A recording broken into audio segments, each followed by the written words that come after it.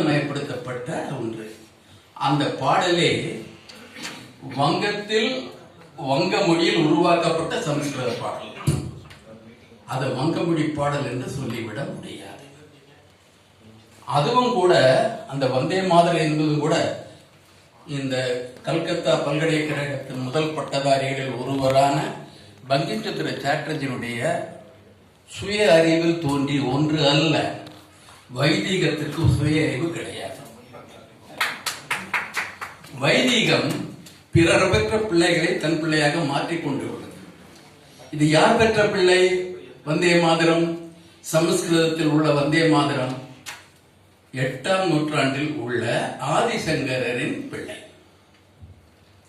ஆதிசங்கரர் வந்தே மாதரம் தேவி பகவதி என்று பாடினார்.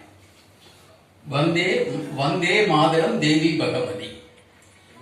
தேவி பகவதி என்ற தாய்க்கு வந்தனம் என்பது பொருள்.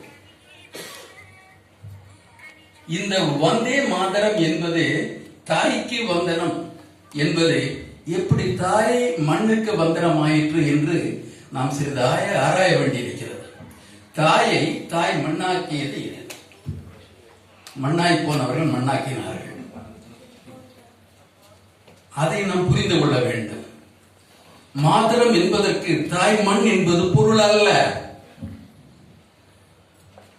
சங்கரர் உருவாக்கிய சொல்லாடலில் மாதரம் என்பது தாய், தாய்மை. தேவி பகவதி என்ற தாய், தாய்மை. அதுதான் பொருள். மண்ணிற்கும் அதற்கு சம்பந்தம் கிடையாது. ஏனென்றால் அந்த காலத்தில் தேசம் என்ற கருத்தியல் கிடையாது.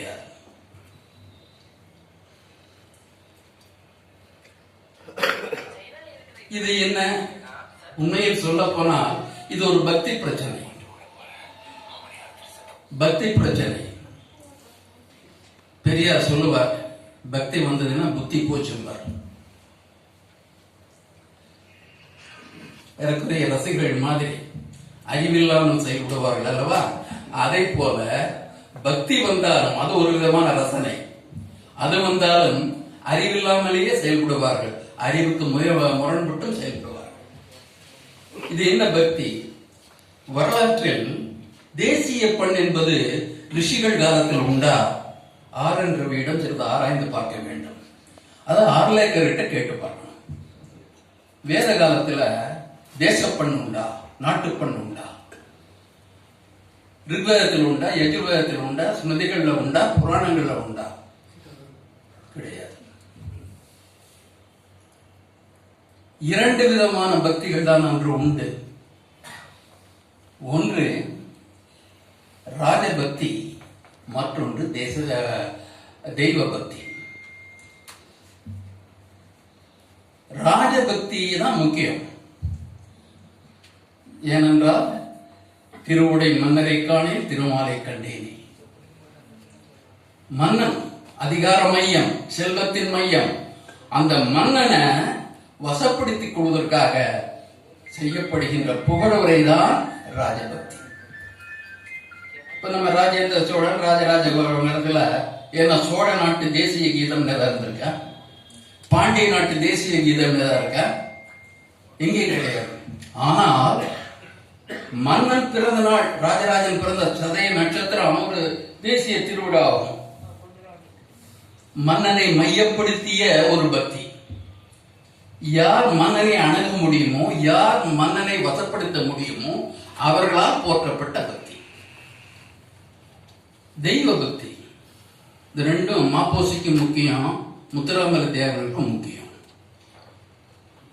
ஏனென்றால் உழைக்கும் மக்களை அவர்கள் ஒரு மயக்கத்தில் வைத்திருக்க கையாண்ட ஒன்றுதான் பக்தி என்பது. பக்தியில போனா பக்தி யார் பரப்புறாங்களோ அவர்களுக்கு நீங்கள் கட்டுப்பட்டு ஆக வேண்டும், நம்பியே ஆக வேண்டும். இந்த தேச பக்தியாக இது நமக்கு இன்று வைக்கப்படுகிறது. ஆனால் வந்தே மாதரம் என்பது தேசபக்தி அல்ல. இன்னும் சொல்ல போனா இந்து தேசியம் என்பதாக சொல்லப்படுகிறது அல்லவா? இது எழுதப்பட்ட காலத்தில் இந்திய தேசியம் என்பதுவே வங்காளத்தில் கிடையாது. இதை எதுக்கு எப்படி எழுதினார்? அவரை எழுத தூண்டியது எது? எழுத தூண்டியது God save the King or God save the Queen என்பதாக பிரிட்டிஷார் பாடிய பாடல நமக்கு அது போன்ற ஒரு பாடல் வேண்டும் என்பதாக இது எழுதப்பட்டது. ஆனால் வங்காளத்தில் தோன்றிய தேசியம் என்பது வங்க தேசியம், வங்க இந்து தேசியம், வங்க வைதிக தேசியம். இந்த வங்க தேசியம் தான் பங்க தர்ஷன் என்பதுதான் அந்த காலத்தில் ஒரு பத்திரிகையின் பெயர். வங்காளத்தை பார்ப்பது வங்காள தரிசனம் என்பதாக. வங்க தரிசனம் அப்படின்னா வங்க இந்து தரிசனம் என்று பொருள். வங்க இந்து தேசியம் என்பதாகத்தான் ஆங்கிலேயர் காலத்தில் முதலில் படித்த பார்ப்பன வர்க்கத்தால் வங்காளத்தில் உருவாக்கப்பட்டது. இப்ப வங்காளத்தில் இரண்டு விதமான சிந்தனை மாற்றங்கள் ஏற்பட்டன. ஒன்று, நவீனத்துவத்தை ஏற்றுக்கொள்ள வேண்டும் என்கின்ற ராஜா ராம்மோகன் ராய் போன்றவர்கள். அவர்கள் சடங்கு வழி பிராமணியத்தை வைதிகத்தை ஏற்றுக்கொள்ளவில்லை, சனாதனத்தை ஏற்றுக்கொள்ளவில்லை. தத்துவ வழியான வேதாந்தத்தை ஏற்றுக்கொண்டார்கள். அதனால் பிரம்ம சமாஜம் என்று வைத்தார்கள். வேதாந்த கருத்தில், இந்த உபனிஷத கருத்தில் உருவ கடவுள் அல்ல பிரம்மம். ஒவ்வொரு மனிதனிடமும் ஒரு அலாதியான சக்தி இருக்கிறது, தெய்வீகம் இருக்கிறது.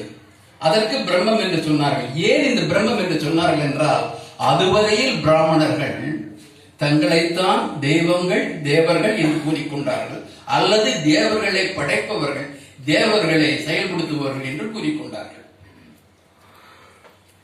அதற்கு மாற்றாகத்தான் உபனிஷதத்தை சொன்ன அந்த சத்திரியர்கள் என்ன சொன்னார்கள்? நீ மட்டுமா ஒரு தெய்வீகம், பிரம்மம். பிரம்மம் என்பது உருவம் கடந்தது. அது உன்னிடமும் இருக்கிறது, என்னிடமும் இருக்கிறது. அனைத்து மனிதர்களும் பிரம்மம் தான் என்று கூறிய ஒரு புரட்சி கருத்து தான் வேதாந்த கருத்து.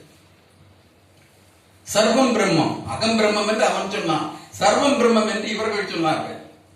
அந்த பிரம்ம கருத்தை, ஆத்ம கருத்தை அடிப்படையாக கொண்டு நவீன உலகத்தை நோக்கி செல்ல முற்பட்டவர்கள் தான் ராஜா ராம்மோகன் ராய் போன்றவர்கள் பிரம்ம சமாஜிகள்.